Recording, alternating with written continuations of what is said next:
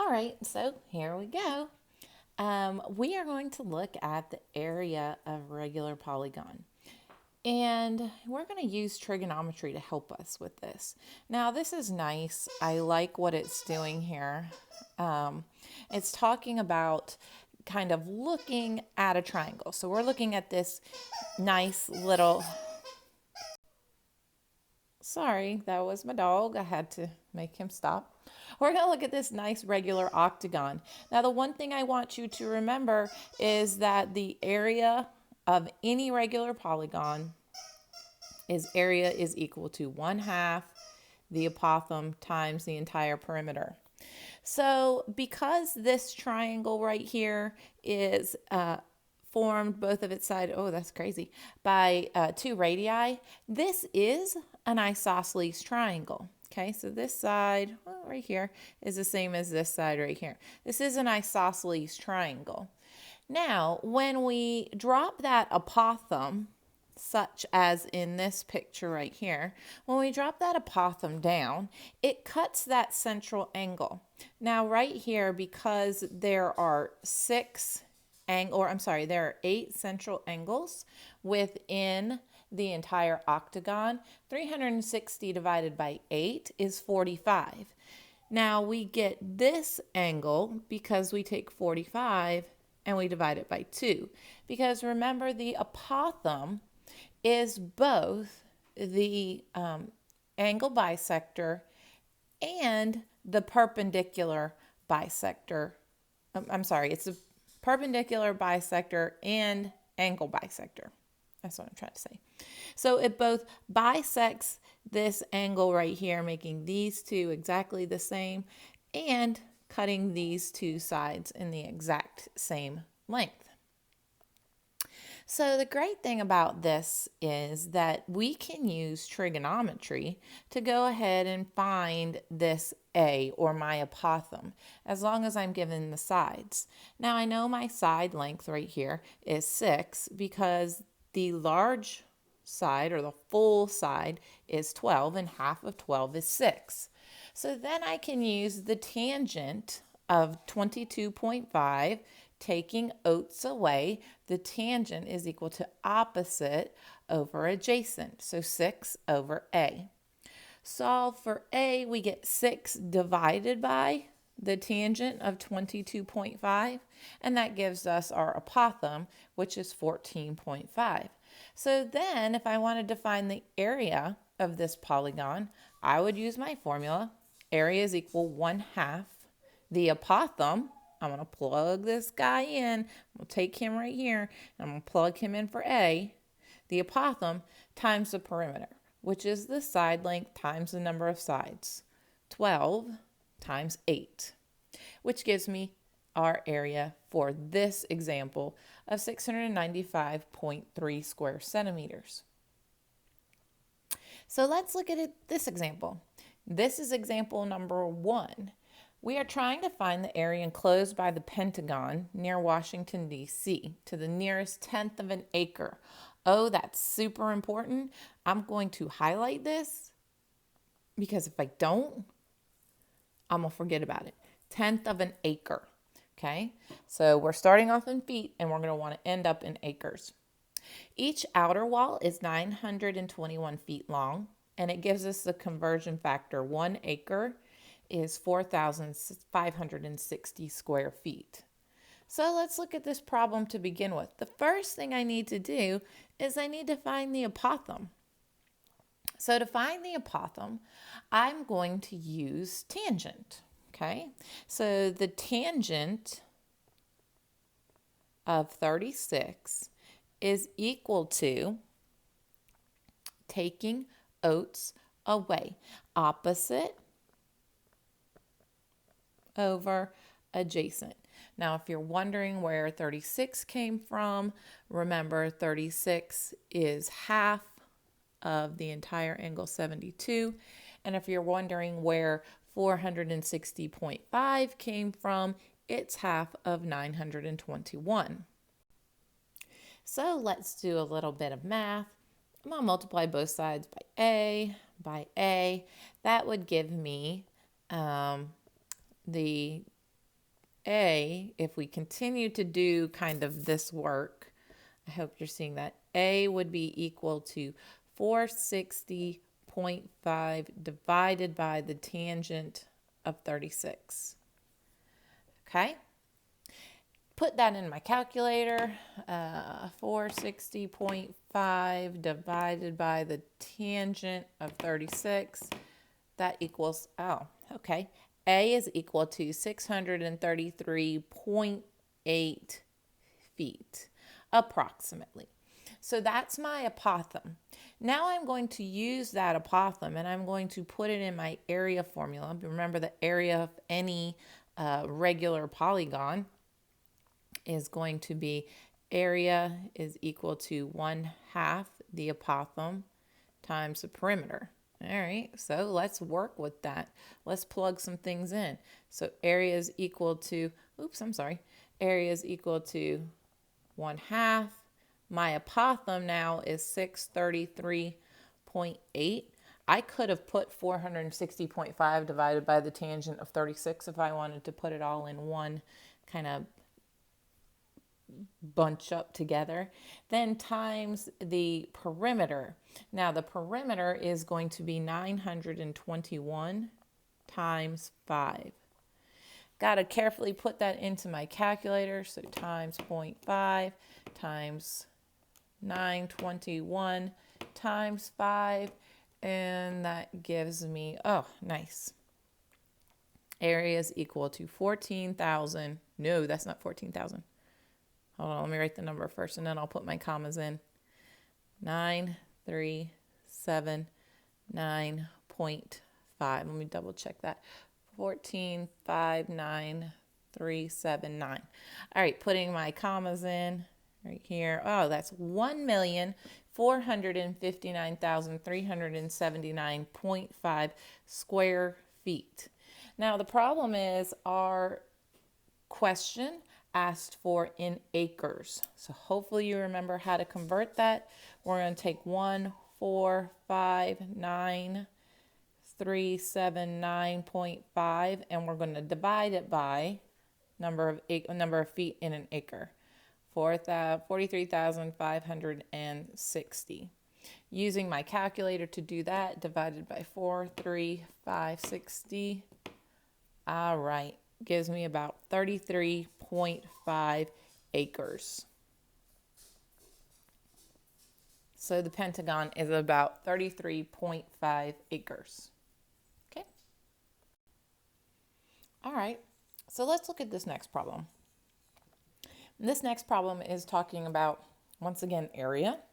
And we want to find the square footage of a triangular lot with sides that are 80, 90, and 110 feet. If the angle between the two longest sides is 46. Thank you, they drew a picture for us. So this makes life a lot easier. Well, the first thing I'm going to do is I want to find this H. I don't know what to do about that dog, y'all. It keeps squeaking that toy. Sorry. So to find H, to find that nice perpendicular right there, that nice altitude, I'm going to use, since that is my opposite, I'm going to use opposite over hypotenuse. Okay, is equal to, so which one is that? Sine, cosine, or tangent? Some old horse. Aha, that's sine. So that's the sine of 46 is equal to the opposite, which is h. Well, I know that that's a little confusing that they're both h over 90. In this case, the h stands for the hypotenuse. In this case, it's just what it's labeled in the picture. All right, so let's solve this. To solve for h, I'm going to multiply both sides by 90, So that's going to give me now the height of the triangle.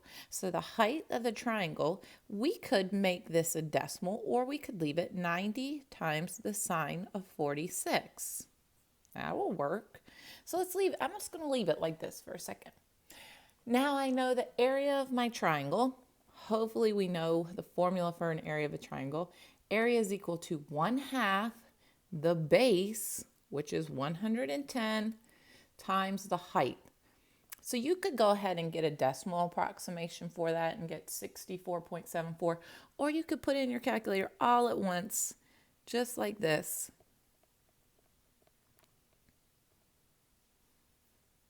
Okay. Go ahead and do that math. 1/2 times 110 times 90 sine 46 is equal to 3,560.7 feet approximately. 3,560.7 square feet approximately. So that's my area. All right. And that's just a nice, simple way to use area. Now, if we look down here, I really, really like how they explain this. So I like the way your book used their wording here, and they use substitution. If you remember substitution back from Algebra 1. So it says the formula for the area of a triangle in terms of two sides and an included angle can be derived by applying this general case. So we know, and we just used it, the sine is equal to the height divided by c, or the altitude over the hypotenuse, or the hypotenuse of the smaller triangle. If we solve this for h, which your book did right here, it solves out h is equal to c times the sine of a. Now this c times the sine of a can be substituted into our area formula right there. And your book did a really good job of showing that in blue. And so then step 2, instead of writing h in the area formula, we're going to write c times the sine of a. Or area is equal to 1/2 BC times the sine of A. This is just pure substitution that led to this side angle side area theorem.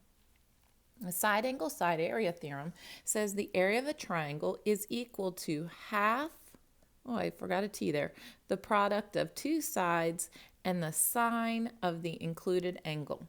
So area is equal to 1/2 BC times angle A, or 1/2 AC times angle B, if we're looking at the picture over here, or 1/2 AB times the sine of angle C. So whatever two sides you're multiplying, you use the sine of the included angle. I know typically I go through all the theorems first, but I want to work example 3A because that uses that side angle side area theorem. So I'm going to write the side angle side area theorem. And remember, the side angle side area theorem says the angle is equal to 1/2 the two sides that we know, A and B, times the sine of the included angle, and I'll just say angle C in this case. Now in example A, nothing's labeled A, B, or C, but let's see how it all kind of fills in there. Area is equal to 1/2 the two sides we know 5 and we know 4, and the sine of their included angle, so the sine is 75. We just need to use our calculator once again. 1/2 times 5 times 4 times the sine of 75 equals, very nice, 9.66 approximately. So the area is equal to 9.66 meters squared. Okay, hopefully that was not too hard for you. So since we went through example A, example B leads us to this other theorem right here. This is Herons Theorem. You may have talked about it in Algebra 1. I know I briefly touched on it with my Algebra 1 kids, but I know you had a different book last year, so it may not have been in there. I don't know. Either way, it was probably not something you memorized. It's not like Pythagorean theorem where you just kept on with it. So let's look at Heron's theorem. Heron's theorem says, given this area, we can find the area of this triangle if we use this formula. Not, 1/2 base times height or anything like that, because sometimes we don't know it. But you're using a variable s, and this s stands for something called the semi-perimeter. Now, the semi-perimeter is equal to 1/2 the sum of all the sides. Now, the reason we're going to use that in example B is because we know the sum of all the sides. So I combine the semi-perimeter. The semi-perimeter is 1/2 A plus B plus C. 10 plus 9 plus 7. Okay, all right, that's 1/2. 10 plus 9 is 19, plus 6 more is 26. S is equal to 13. All right, so my semi-perimeter is 13. Then I can use the area formula, and area is equal to the square root of 13. I'm using this formula right here. 13 times 13 minus 10, and 13 minus 7, and 13 minus 9. It doesn't really matter the order I put them in, because it's all going to kind of come out in the wash. Okay, so let's continue to work through that.